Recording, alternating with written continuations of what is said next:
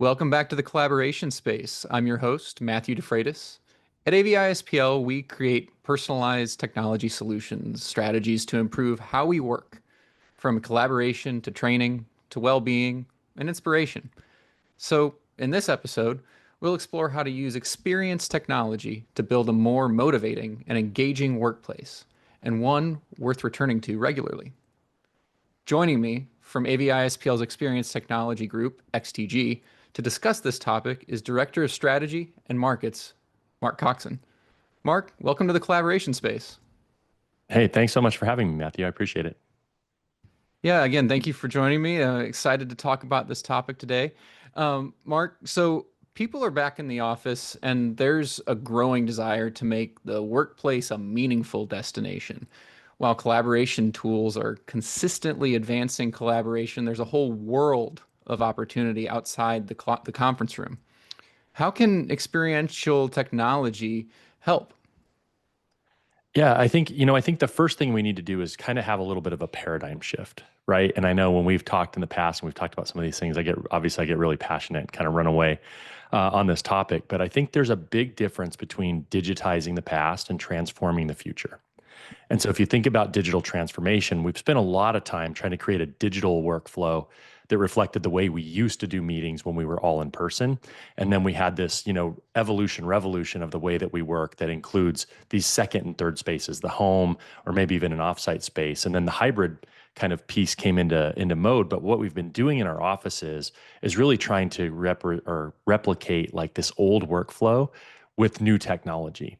And so I think first and foremost, when we think about these spaces and outside of the conference room, et cetera, is really getting beyond that mindset and to stop thinking of things as small, medium, and large.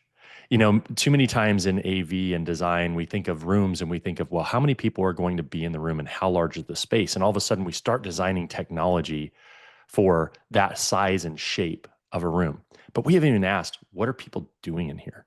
Because a marketing team is going to use a four-person room way different than an engineering team is, or way different than maybe an executive would be if they brought in their most important customer to have an intimate conversation.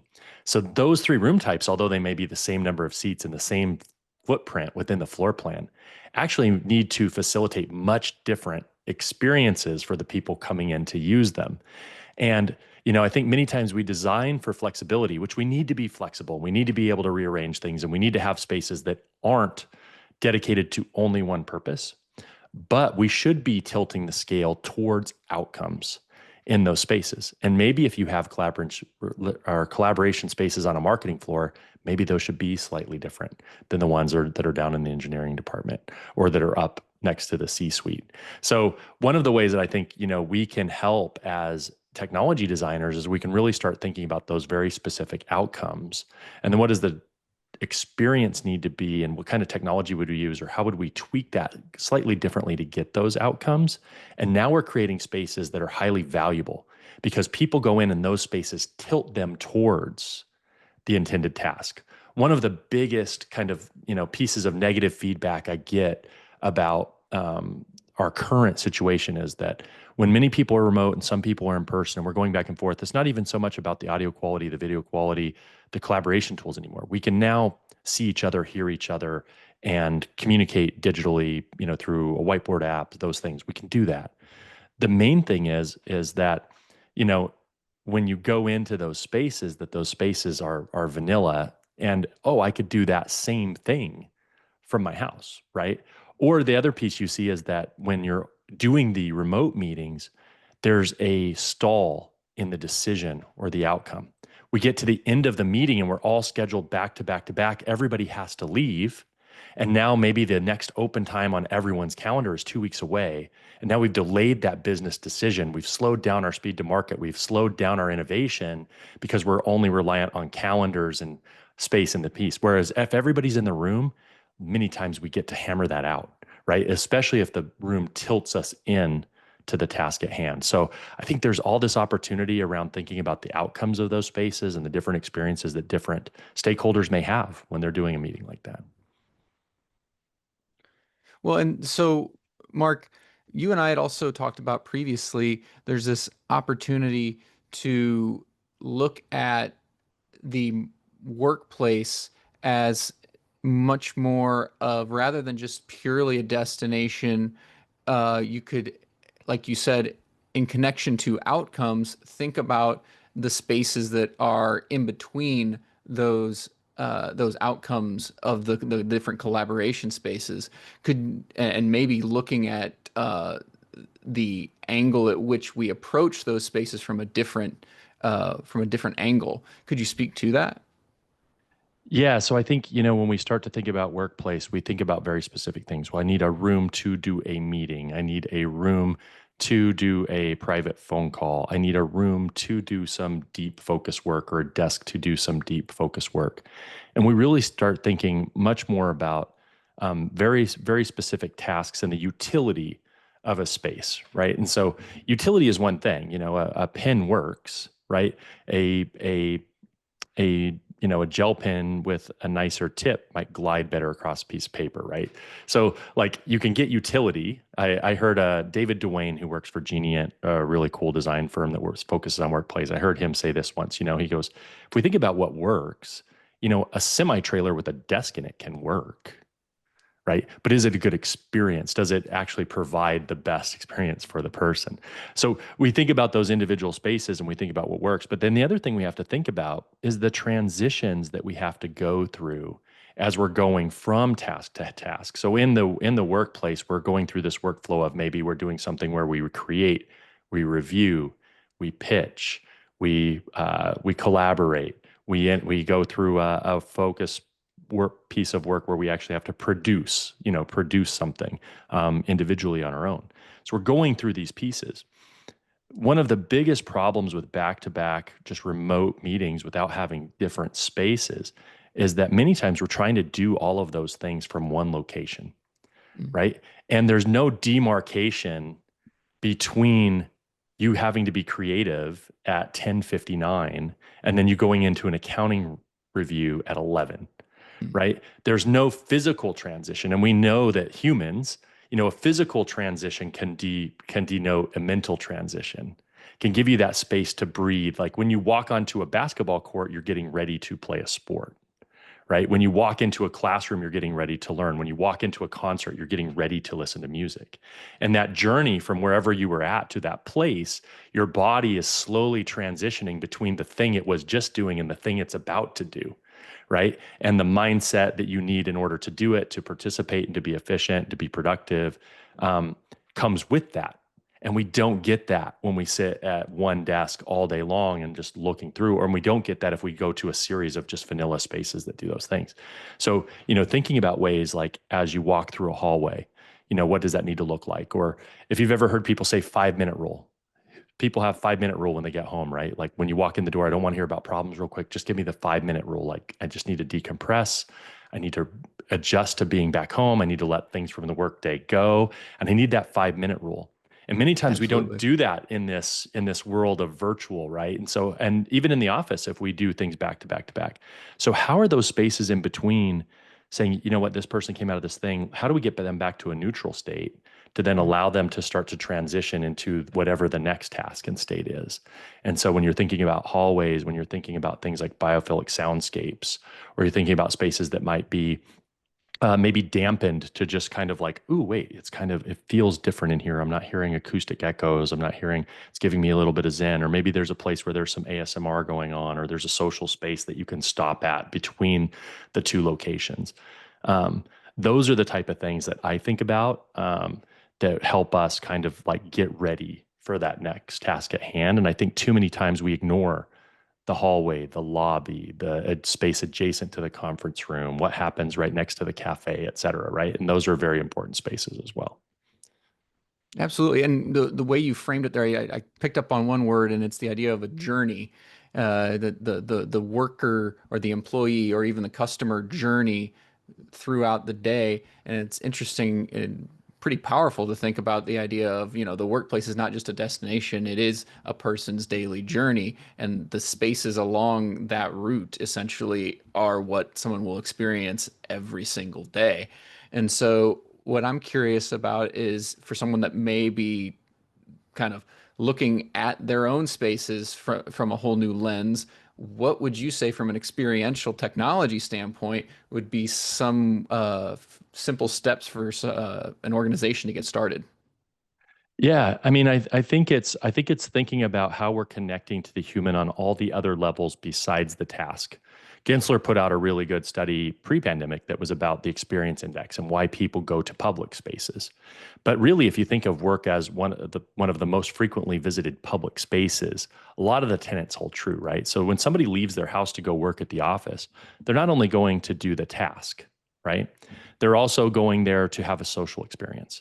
They're going there for some element of entertainment. They're going there for some element of discovery. There's an aspirational goal. There's a social goal. All of those things, all of those human motivations are at play all the time because we never stop being human, even as we walk through these spaces. So if you think about that and you think about, okay, how could I design a workplace that makes someone feel whole? When they come here, they feel like they're being talked to in many different ways.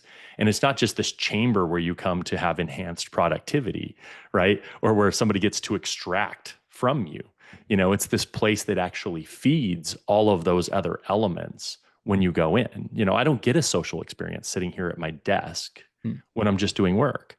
But if I was able to go to work and maybe something that wasn't as intensive and I could do that work in a work cafe and people are walking by and I'm getting some kind of social experience that I might get at a coffee shop.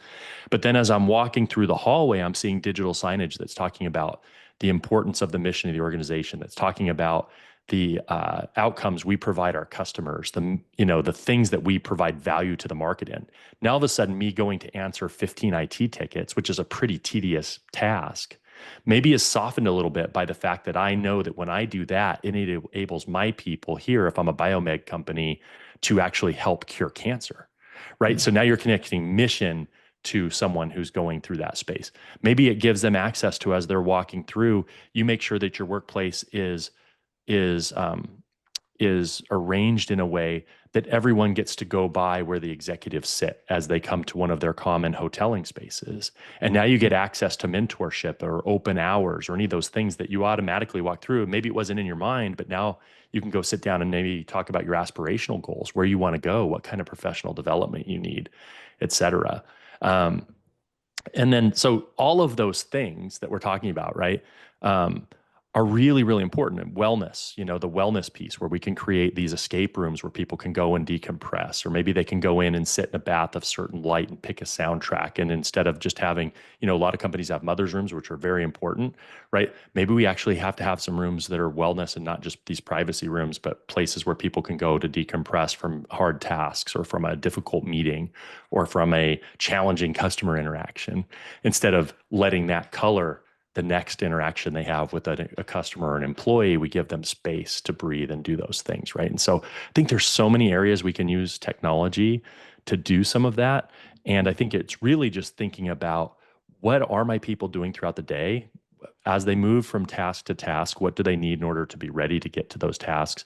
And what are the challenges and other needs outside of work that I could feed here, so that when people come here, I'm honoring them as a full person and not just as a resource. That's why I hate the term human resources. Honestly, I think it should be human assets or something else. But not just a resource that I'm extracting work from, but something that I'm actually feeding as well in more ways than just giving them a paycheck. What would be a few, and I think you touched on this a little bit earlier in our conversation, briefly, but what are some human-centric or employee-centric, scenarios where you see the immersive technology coming into play and really like transforming engagement and that well-being of the person that comes in and does that day-to-day work that you described? Yeah, I mean, I'll just talk to some really interesting ideas, applications that I've seen, because I think sometimes examples speak more than theory, right? In a way. Hmm. So, when I was listening to someone talk about a film company where people have to go into editing bays. And if you've ever done video editing, which you do with this podcast, obviously, matching everything up, finding the markers, especially if you're recording voice and video separately, and then having to match tracks and do all these things, or go back and know where you need to cut, where you need to transition. That's a tedious work, right? Like the Oscars for film editing, like those people earned every ounce of gold in that statue for sure, right? Because that's some tedious Absolutely. work. So, they were using clips of movies and the awards they won and everything else to line these hallways. So as you walk down these editing bays, you got a sense of gravity, a sense of purpose, a sense of the type of work that was done here, the excellence that this organization pursued. And that could fuel, this tedious task that you went in to do in a way. So I thought that was a really, really interesting way to do that. We talk about surprise and delight, right? Like in the world, we like to, like I talked about discovery, entertainment, those other human needs, surprise and delight in the workplace. What if you walked into a company library where you're sitting there and you're doing some work, but if you picked up an artifact or you picked up something historic about the business, you were given a story or you were given some type of Easter egg of information that was like, oh, that was kind of cool. I didn't know that about what we do. Or, hey, I didn't know that we were tied to this, famous, philosopher and the way that we did our mission when we wrote our charter as a company or any of those kind of things. Right. And so, having places that can spur that exploration, the playfulness, the gamifying things. As humans, we like to explore and discover. We're good at pattern recognition. We like solving puzzles.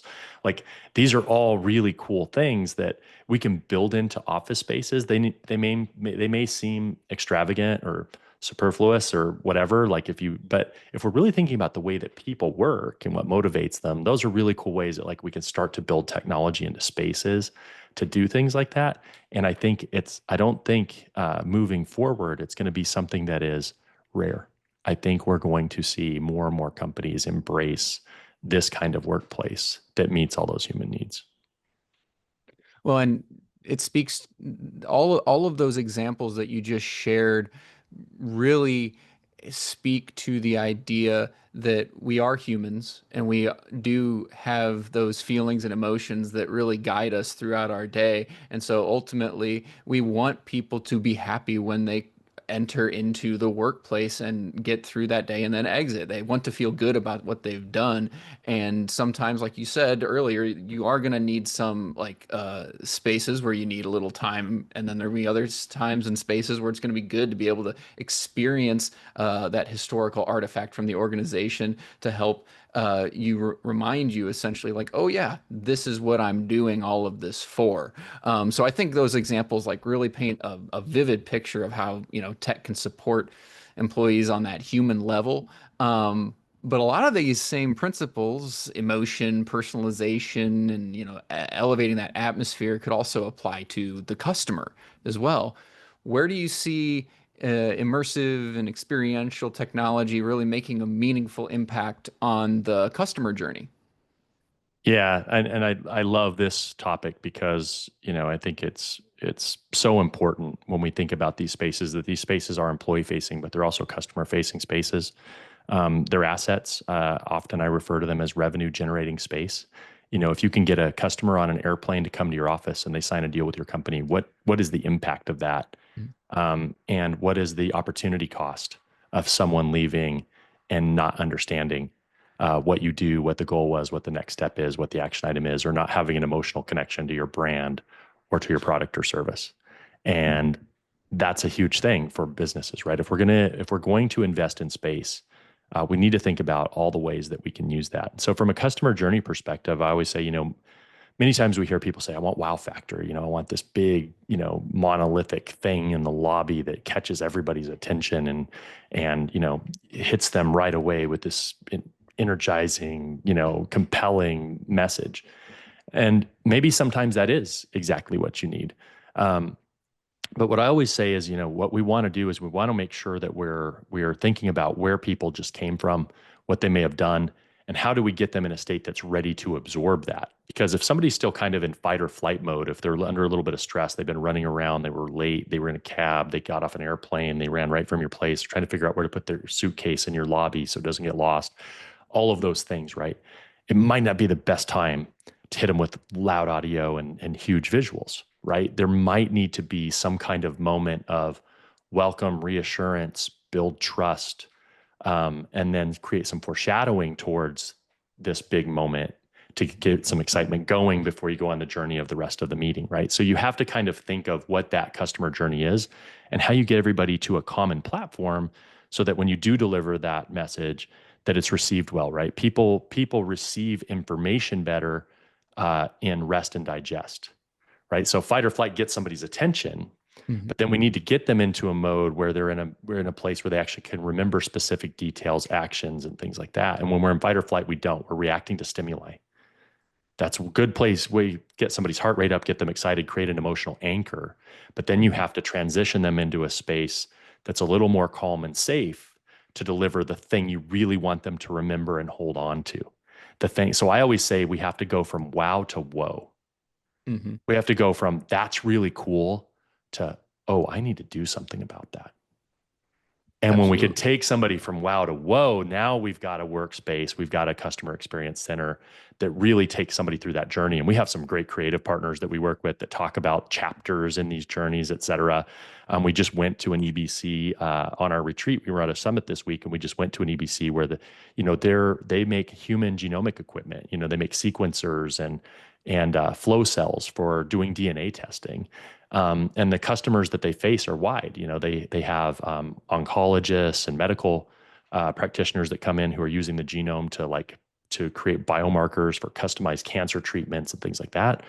They have people that are coming in that are regulators who are regulating medical equipment, data privacy, all those things, and they have to tell them why this is important. They have insurance companies coming in because most insurance companies won't pay for your genome to be done, although that Mhm. might shortcut your medical treatment. And so, how do we get legislators, regulators, insurance companies to understand that this actually saves them money long term and actually saves lives long term? So, they have this amazing experience center where you come in and it actually, the building itself kind of is wide in the beginning and it narrows you down through this chapter. And Mhm. so it goes from what is genomics? Why is it important? And it goes into this circle where people are telling stories about how their biomarkers actually got them to be able to survive stage 4 cancer without Oh, getting wow. killed by the chemotherapy along the way. Or, and then it goes back down into the end where then it's actually the sequencers, the products, and how they actually then facilitate all this big story that you were just in. So you have this nice introduction, welcome moment, calming into an intimate space with an emotional hook, into some self-exploration to explore things on your own, and then into what does this company actually do to participate in that story and why is what we do here very important. And then they have social spaces, they have indoor outdoor dining, and then they have discrete meeting spaces to talk about very specific things up on other things. But throughout the environment, they keep echoing. So if you go to the bathroom, there's a mural on the wall and it's Morse code and there's a key Mm. there. And if you want to read that, it might have a famous saying by a philosopher, or it may have some quote by a historic figure that's relevant to what they're doing in their space. And so everywhere they're reinforcing this idea of the code, the code, the code, and how we decode it, and how once you get decoded, you get relevant information that's really cool, right? And so every little touch is very well thought out, and everything you do in there leads into this story. And so when I'm thinking about spaces like that, like how are companies looking at who their customers are? What are those personas, just like marketing would do? What are the personas of the people that come in here? And what do we want those people to do when they leave? We need actionable insight. How do we Mhm. leave them on this elevated plane of what's possible with that piece of actionable insight that they remember to go on their way? And the way that we design spaces and use technology can go a long way to tell that story. That example is one extremely well thought out way of approaching the different aspects of that medical journey in itself. One of the things, and you kind of alluded to this as you're wrapping up, but I am curious because everything is so well thought out, because it does seem to just from our conversation, it might be very intricate in how we portray all of these different types of stories for many different people that may be coming in out of the workplace or into a medical facility or another entertainment type environment.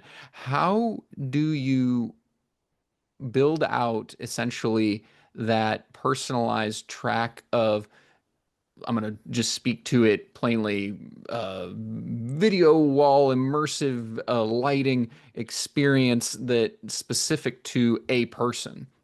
Yeah. So I think what we have to do is we have to allow for this, right?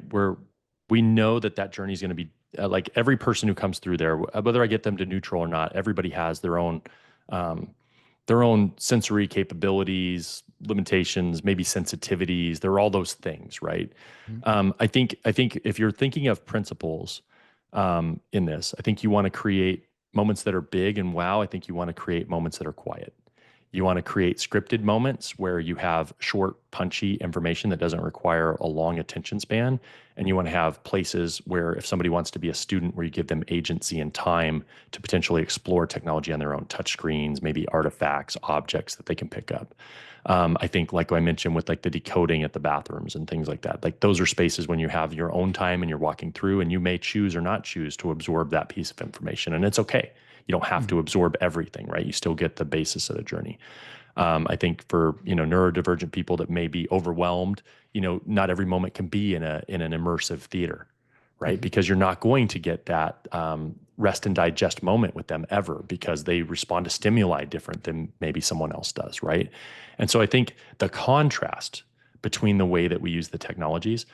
Joe Whiteside's our director of creative technology. One of his favorite ideas is to just walk people through a dampened hallway. So if you Mhm. took something and made it completely acoustically absorptive, and you can't even hear your footprints, all of a sudden you haven't done anything, but you've used auditory to create some kind of sense of, oh, something just happened here. It's Mhm. dead quiet, right? It's just dampened and quiet, and you walk through and it makes somebody notice the lack of anything going on. And Mhm. maybe that's what you need before you go into another space, right? So I think there are ways that we can play with technology subtly. I had someone else talk about, we have this huge window, and this huge window overlooks the San Francisco Bay. And I don't want to use technology in this room. I've got this great portrait window, but I don't know, how to augment that space. And said, well, what if you did something where as you approached the window, you actually started hearing sounds of the harbor? You're using AI generated harborscape that you can hear a tugboat or you can hear seagulls start. And as you get closer and closer, those things start to beckon you, right, towards the window to do this thing, right? So, and to look out and see all that. So I think there are ways that we can subtly use technology, and not everything has to be, LED screen, 4 feet from your face at 20 feet tall. Technology can be used in a lot of these ways, or putting physical artifacts in somebody's hands. I love that idea. An object theater. I can pick things up and interact with the room, and I might get a story, whether that's audible, whether that's video, or maybe even that's something that when I pick it up, it talks to an app on my phone and it just catalogs that for later. Or as I manipulate it in real 3D space, a model manipulates. And so now I'm playing with something with my hands, articulating it, and that's actually articulating the digital version of that for me to learn about it. So I'm not just swiping, pushing like I always do. So novelty, contrast, um, variation, right? And I think all of those things are really, really important when we're talking about technology design, whether it be workplace experience or customer experience. So I think we have to think about the way we design content, where things are at, what they're adjacent to, who's actually going to be absorbing that passively versus actively. And we have to think about all those things and make decisions. And so, it's a complicated issue, but it has a lot of simple solutions, especially if you can break down the problem like we're kind of doing through like a customer journey, personas, who's using it, what's doing it. If we apply all those filters, the answers start to become very obvious, right? And it's just working with somebody that's able to help you break down that problem and then introduce the solutions that we think best fit that scenario. Just to touch on that persona journey aspect, it seems like it obviously it's kind of tailored into its very own unique experience that you'd separate out amongst other personas. And so I'm curious, with those different aspects, building out the journey aspect that some organizations may have going throughout the workplace, you know, can our XTG team support them by helping craft, say, or deploy a holistic yet tailored solution? Yeah. So I think when you think about this from again, zooming out sometimes is the best way to approach some of these problems, right? So we zoom out a little bit and we say, okay, we're going to have several personas that come through the space, and there may be different messaging that appeals to those personas. We need to make sure that we have that. We also know that content is expensive, and we can't make a very specific piece of content for every single person that comes in here because it's unsustainable. And as the story changes, we'd have to recreate those assets over and over and over again. And that's when experiences become irrelevant, is when they're not contextual anymore. And so if you don't have a plan to refresh that content as the business's goal changes, the macro economic environment, it changes, the world changes, it does every day, then you'd risk losing the impact, right, of what you've done. So if you think about that, what you want to do is you want to make sure you have a robust like content management system. How are we loading new files and new assets in? Is it something I have to hire a creative firm for? Or is it something that we can manage internally? Are those assets custom aspect ratios or custom files, or are they standard file types? If I do have custom aspect ratios, let's say I have these really long format walls because I don't want everything to be a 16:9 rectangle because that's formulaic and boring. Great. If you have that, if you have a long curved one and a long straight one, maybe those two are the same aspect ratio, even though they're in slightly different formats. One may be 20 feet long, one may be 10, but if they're both in a 32:9 aspect ratio, that piece of content can easily scale up and down between the large wall and the small wall without having to re-render it, crop it, finish it, reproduce it, do a lot of post-production, et cetera, right? So how do we, even if we're not doing extremely standard things, how do we create platforms, whether it be a CMS, whether it be a way that we, a set of best practices in how we do aspect ratios and content and file sizes and file types, resolutions. So we create a platform, a set of standards within the organization that we can utilize, that we all know, so we can get the most out of these things. Also, the other thing is that AI is a huge push or a huge helper in this, right? So if I have an idea of personas and I've built these out, I can badge someone, and if they come through the piece and they're in a room and their NFC tag scanned in when they came through the room, we know who's in the room. We know what the persona, the CMS system plays relevant messaging to the person standing in the room. That takes a lot of the headache out of having to try to curate that on the fly or pick the right files or rely on physical staff to have to touch and know how to do everything. Also in generative content. So, a lot of places where we just want ambient content, like we're talking about the wellness areas earlier, I could spend a lot of money going and filming the redwood forest and creating custom content for a 3D immersive room. Or I could say, hey, I want to have 4 or 5 sliders based on mood. I'm feeling stressed. I like blues and greens. I usually go to the ocean when I go on vacation, and I love the smell of pine trees. And they move those sliders, and now those sliders create generative AI content that mimics those parameters that you've set up, right? And now you're not producing 18 different pieces for 18 personas. You've created an AI-based engine that can then generate content like that. And we'll see that in lobbies and things of that nature as well, right? They may react to the number of people there. They may react to the weather, the rain. I had one company that wanted to create a piece of generative content that every time they put a new product off the line, they wanted a new piece of the art to be completed, like a new brushstroke went on. So this piece of art was going to take multiple years to actually manifest because it was based on their production run rates, et cetera, right? So those kind of ideas are really cool, and they take some of the lift off. There's a little bit of money in the beginning in investing in something that's using sensor data to create generative content. A little more expensive than one piece of content, but definitely way less expensive than 100 pieces of content over 5 years, right? And so I think we're seeing a lot of that in that as well. And so, and with the ability to do things like Unreal Engine and some of these 3D platforms that are accessible now, creating digital content, computer-aided content. We know Midjourney, Sora, all these AI, image generators. We can use those as launch pads to create stuff that is very relevant to the business and that's working better and better every single day. So I would say for firms, that are thinking about this, it's all about creating the platform in the back end. How much of it do you want to own? What do you want to manage? What do you want to support? What do you want to own? And then building something, working with someone to build something that mirrors that. Some people want it completely hosted. I'm going to have a content company. We already have a marketing budget. We're going to do quarterly refreshes. Our marketing team produces content. We use our creative partner to format it, and we have an on-site managed service person that sits here and does all the tours that are in our space. Anytime a customer comes through, great, that's one way to do it. And if you have that in your organization, you can do that. And maybe in that one, you don't have to set it up exactly the way you want to, or the way that I talked about. But it is really understanding how much of that cycle you want to own and support, and then building the technology that supports that. And that's the art sometimes of what a team like ours does.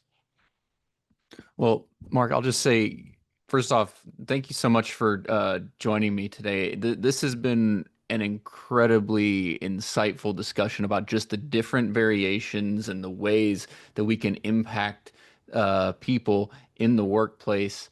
And it's very clear to me that experiential technology, like you kind of said earlier, it's not just about the wow factor. Sometimes it's, you definitely, like you said, it's the whoa factor. And, it can be used to create more human, purposeful content in the workplace, from supporting employee well-being to enhancing the customer journey. Um, I just keep thinking about it, and I'm like, these experiences have the power to transform how people feel and work and about where they work on a daily basis. It's been a very big eye opener for me here. I just want to say thank you again for chatting with me today. Yeah, I agree. Thank you so much for having me. And I'd leave everybody with this. Like, imagine if the workplace was somebody that was a place that people were like, man, I really need to get out of my home office and get into work because I feel so much better when I come back from there than when I sit here all day at my desk. I mean, that is an aspirational goal that I think experiential workplace is capable of providing, and maybe a North Star that we all think about. Absolutely. Um, to everyone watching and listening, thank you for joining us today. Don't forget to subscribe to our YouTube channel so you never miss an episode. If you prefer the audio version of this podcast, just search for the collaboration space on your favorite podcast app. Thanks again, and goodbye for now. For more information, visit avispl.com/XTG.